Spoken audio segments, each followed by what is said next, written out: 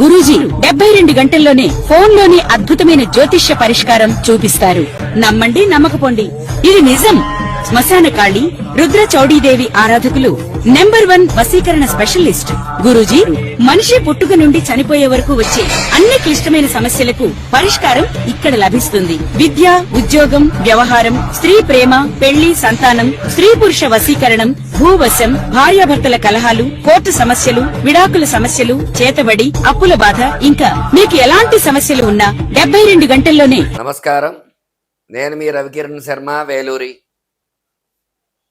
April నెలలో ద్వాదశ రాశులు ఏ రకంగా ఉండబోతున్నాయి, ఏ రాశులకి ఏ సంచారాలు జరుగుతున్నాయి, గ్రహ సంచారం ఎలా ఉంది అనే విషయాన్ని బట్టి 12 రాశుల వారికి కూడా ఈ ఏప్రిల్ నెలలో ఎలా ఉండబోతోంది, ఎలాంటి అనుకూలతలు ఉన్నాయి, ఎలాంటి ప్రతికూలతలు ఉన్నాయి, ఎవరు ఎలాంటి పూజలు చేసుకోవాలి, ఎలాంటి హోమాలు చేసుకోవాలి, ఎలాంటి జపతపాలు చేసుకోవాలి అనే విషయాన్ని గురించి తెలియజేయడం జరుగుతోంది. మరి ఏప్రిల్ నెలలో గ్రహ సంచారం చూసుకున్నట్లయితే రవి సంచారము ఏప్రిల్ నెలలో రవి సంచారము మేషరాశిలో జరుగుతుంది. మేషరాశిలో రవి సంచారం వల్ల మేషరాశ్యాధిపతి కుజుడు కాబట్టి రవి అనుకూలంగానే ఉంటాడు. అట్లాగే కుజుడు కూడా మేషరాశిలో సంచారం చేస్తున్నాడు. స్వక్షేత్రము కాబట్టి కుజుడికి మేషరాశి, కుజానుకూలత అది ఉంటుంది.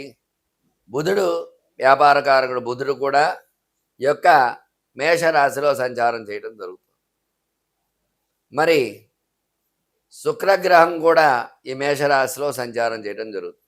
ఈ ఏప్రిల్ నెలలో 4 రాశులు, 4 గ్రహాలు మేషరాశిలో సంచారం చేయడం జరుగుతుంది. తద్వారా ఈ మేషరాశి వారికి అనుకూలతలు ఎలా ఉంటాయి, ప్రతికూలతలు ఎలా ఉంటాయి అనే విషయం కూడా మనం తెలియజేయచ్చు. అలాగే శని భగవానుడు మీనంలో సంచారం చేస్తున్నాడు. మరి రాహు మకరంలోకి సంచారం చేస్తున్నాడు. గురుడు కర్కాటకంలో సంచారం చేస్తున్నాడు మే వరకు కూడా. మరి ఈ రకంగా ఈ నవగ్రహ స్థితిగతులను బట్టే మానవుడి యొక్క జీవితం అనేది ఏర్పడుతుంది. ఈ నవగ్రహాలు పరిపాలించే పరిపాలనా విధానాన్ని బట్టే మనకి ఏ రకంగా ఉండబోతోంది, ఏ రాశి వారికి ఏ ఫలితాలు జరుగుతాయి అనే విషయం క్షుణ్ణంగా చెప్పగలుగుతాం. అయితే ఈ సంవత్సరము పరాభవ నామ సంవత్సరం. పరా అంటే సాధించడానికి వీలైనటువంటిది అని కూడా చెప్పబడుతుంది జరిగింది. అంటే దేన్నైనా సరే సాధించగల స్థితిని పొందగలిగే సంవత్సరము. భవ అంటే స్థితి, ఓర్పు, సహనము ఉంటే ఈ సంవత్సరం ఏదైనా సాధించవచ్చు అని అర్థం. అందువల్ల కష్టం వచ్చిందని అసహనం చెందకుండా, సంతోషం వచ్చిందని ఆనందపడకుండా, సౌమ్యంగా భగవత్ ఆరాధన ఎవరైతే చేసుకుంటూ ఉంటారో వాళ్ళందరికీ కూడా ఖచ్చితంగా దైవానుగ్రహం కలిగి ప్రతికూల ఫలితాలు ఉన్నప్పటికీ కూడా భగవద్ అనుగ్రహం ఉంటే ఖచ్చితంగా ఎలాంటి ఇబ్బందులు లేకుండా సౌమ్యంగా వెళ్ళడం అనేది జరుగుతుంది. అందువల్ల ఈ యొక్క రాసుల వారందరికీ కూడా ద్వాదశ రాసుల్లో సంచార స్థితిగతులను బట్టి ఏ రకంగా ఉండబోతోంది, ఎలాంటి పూజలు హోమాలు చేసుకోవాలి, ఎలాంటి అనుగ్రహం ఉంటుంది అనే విషయాన్ని మీకు వివరంగా తెలియజేయడం జరుగుతుంది. నమస్కారం. కన్యారాశి వారికి ఈ నెలలో ఏ రకంగా ఉండబోతోంది, ఏప్రిల్ నెలలో ఎలాంటి అనుకూలతలు ఉన్నాయి, ఎలాంటి ప్రతికూలతలు ఉన్నాయి అనే విషయాన్ని గురించి చెప్పడం జరుగుతోంది. కన్యారాశి అధిపతి బుధుడు మేషరాశి సంచారం చేస్తున్నాడు. తద్వారా బుధ అనుకూలత అయితే ఉంది, కానీ మిగతా గ్రహాల అనుకూలత లేదు కాబట్టి ప్రతికూల పరిస్థితులు వచ్చే అవకాశాలు ఉన్నాయి.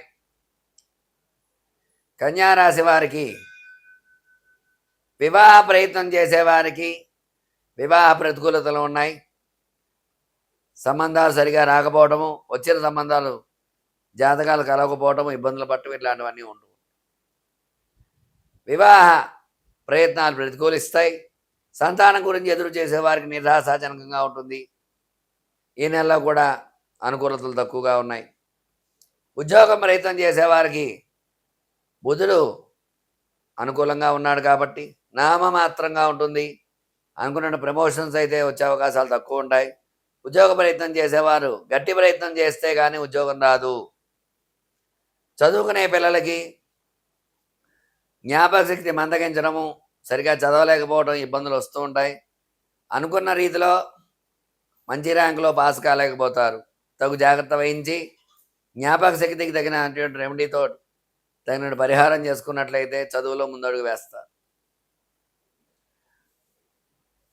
వ్యాపారస్తులకి వ్యాపారం ప్రతికూలంగా ఉంటుంది. ఈ నెలలో అనుకున్నంత రీతిలో వ్యాపారాలు లాభించవు, నామమాత్రంగా వెళ్తుంది వ్యాపారాలు. రియల్ ఎస్టేట్ రంగం ప్రతికూలంగా ఉంది, అనుకూలతలు తక్కువగా ఉన్నాయి. భూములు సరిగా కొనుగోలు కాకపోవటము, ఇబ్బందులు పడుతూ ఉంటారు. రియల్ ఎస్టేట్ వ్యాపారస్తులు జాగ్రత్తగా ఉండాలి. స్టాక్ మార్కెట్లో పెట్టుబడులు పెట్టిన వారికి స్టాక్ పెరగకపోవటం, నష్టాలు తగు చూడాల్సి వస్తుంది, తగు జాగ్రత్త వహించాలి. సినీ పరిశ్రమ వారికి అనుకున్న రీతిలో సినిమాలు హిట్ కాకపోవటము, ఇబ్బందులు పడే అవకాశాలు ఉంటాయి. అలాగే వ్యవసాయదారులకి పంట సమయానికి చేతికం చేసే సమయానికి అకాల వర్షాలు పట్టము, ఇబ్బందులు పడే అవకాశం వస్తుంది. తగు జాగ్రత్త వహించాలి వ్యవసాయదారులు. మొత్తం మీద చూసుకున్నట్లయితే కన్యా రాశి వారికి అనుకూలతల కంటే కూడా ప్రతికూలతలు ఎక్కువగా ఉన్నాయి. ప్రతి ఒక్కరు కూడా తగు జాగ్రత్తలు వహించాలి. ఈ రాశివారు మరి ఏం చేయాలి అంటే విష్ణు సహస్రనామ పారాయణ ప్రతి నిత్యము వినటము, అట్లాగే అష్టమంలో చాతుర్గ్రహ సంచారం చేయటం వల్ల నవగ్రహ హోమం చేయించుకోవటము, తద్వారా ఈ రాశి వారికి అనుకూలతలు వచ్చే అవకాశాలు ఉన్నాయి. చూశారు కదండి, కన్యా రాశికి ఏ రకంగా ఉండబోతోంది, ఎలాంటి అనుకూలతలు ఉన్నాయి, ఎలాంటి ప్రతికూలతలు అనే విషయాన్ని గురించి మీకు చెప్పడం జరిగింది. చెప్పినటువంటి విషయాన్ని గ్రహించి చక్కటి రెమెడీ పాటించి మీకు అనుకూలంగా చేసుకుంటారని కోరుకుంటూ మీ రవికిరణ్ శర్మ, వేలూరి జ్యోతిష్యరత్న అవార్డు గ్రహీత. నమస్కారం. నేను మీ రవికిరణ్ శర్మ, వేలూరి జ్యోతిషరత్న అవార్డు గ్రహీత. మీకు ఎలాంటి ధర్మ సందేహాలున్నా, ఎలాంటి ఇబ్బందులు ఉన్నా సరే ప్రశ్న మీది, సమాధానం నాది. ఖచ్చితంగా శతకోటి దరిద్రాలకి అనంతకోటి ఉపాయాలు ఉంటాయని చెప్పబడింది. ఎలాంటి ఇబ్బందుల్లో ఉన్నా సరే ప్రతిదానికి కూడా రెమెడీ అనేది ఖచ్చితంగా ఉంది. అందువల్ల మీకు ఎలాంటి సందేహం ఉన్నా సరే స్క్రీన్పై నా నెంబర్ రోల్ అవుతూ ఉంటుంది. నాకు ఫోన్ చేసి నన్ను అడిగినట్లయితే మీ సమస్యకు సమాధానం చెప్పడం జరుగుతుంది, తగిన పరిష్కారం చేయడం జరుగుతుంది. ఖచ్చితంగా విశేషమైన పూజలు, హోమాలు, యజ్ఞాలు, యాగాలు, క్రతువులు అన్నీ ఉన్నాయి. అన్నీ కూడా నా ఆధ్వర్యంలో చేయించడం జరుగుతుంది. మీకు ఎలాంటి సందేహం ఉన్నా సరే నా నెంబర్ని కాంటాక్ట్ చేసి నన్ను సంప్రదించవచ్చు. నమస్కారం. మీ రవికిరణ్ శర్మ, వేలూరి.